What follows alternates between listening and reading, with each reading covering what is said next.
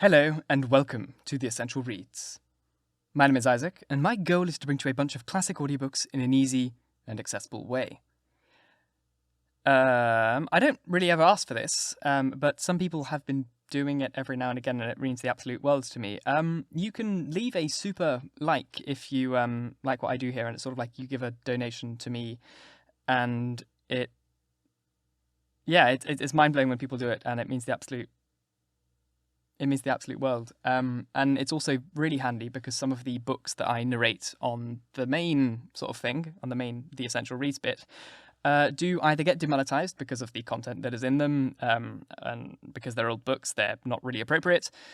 So if you provide a super like or something like that, you help me continue doing this in a very direct and meaningful way. And this is the first time ever doing this on this channel, but I just want to give a huge thank you to Buddlekins3408, who donated me $20.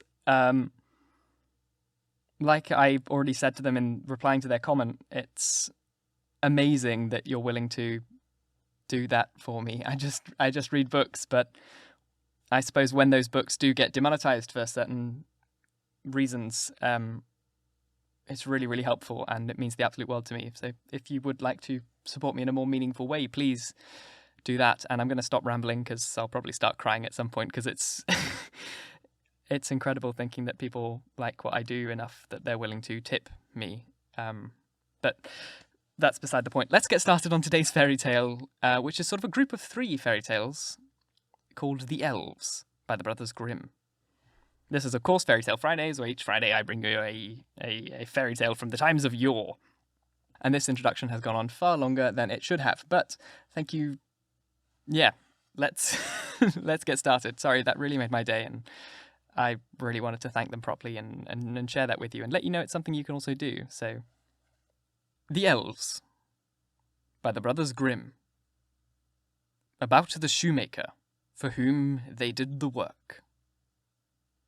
A shoemaker had become so poor that he did not have enough leather left for a single pair of shoes. In the evening, he cut out the shoes that he'd planned to work on the next morning.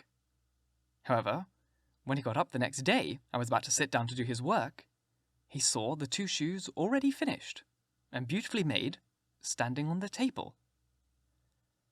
Soon, a customer paid so well that the shoemaker could purchase another leather for 2 pairs of shoes, which he cut out that evening. The next morning, when he once again wanted to sit down and work, they were already finished, just as the pair had been the other day. Now he was able to purchase enough leather for 4 pairs of shoes from the money he received from the 2 pairs. And so it went. Whatever he cut out in the evening was finished by morning. And soon he was a well-to-do man again. Now, one evening, right before Christmas, after he had cut out many shoes and wanted to go to bed, he said to his wife, "We should stay up one time and see who does our work in the night." So they lit a candle, hid themselves in the corner of the room behind the clothes that had been hung up there, and watched closely. At midnight, 2 cute little naked men came and sat down at the workbench, took all the cut-out pieces of the shoes, and worked so swiftly and nimbly that the shoemaker could not take his eyes off them. Indeed, they were incredibly fast, and he was amazed. They didn't stop until they had finished the work on all the shoes. Then they scampered away, and it wasn't even day yet.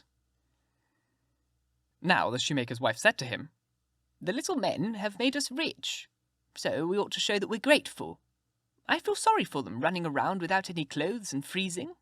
I want to sew shirts, coats, jackets, and trousers for them, and you should make a pair of shoes for each one of them."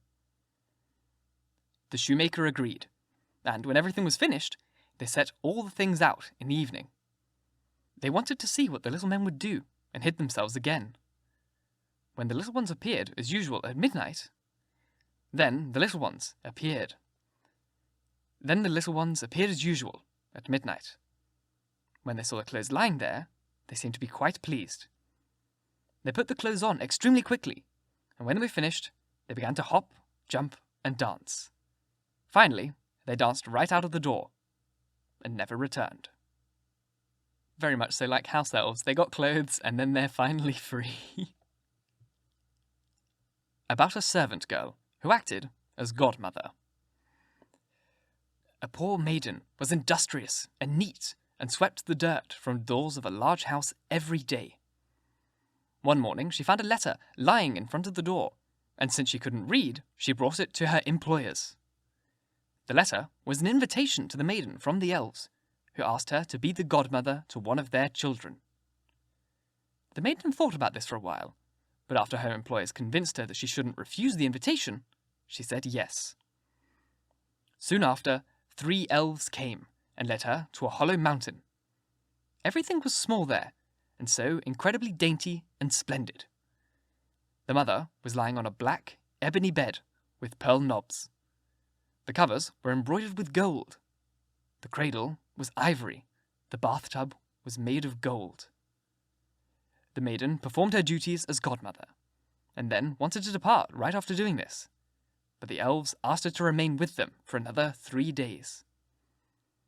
She spent those days with great joy.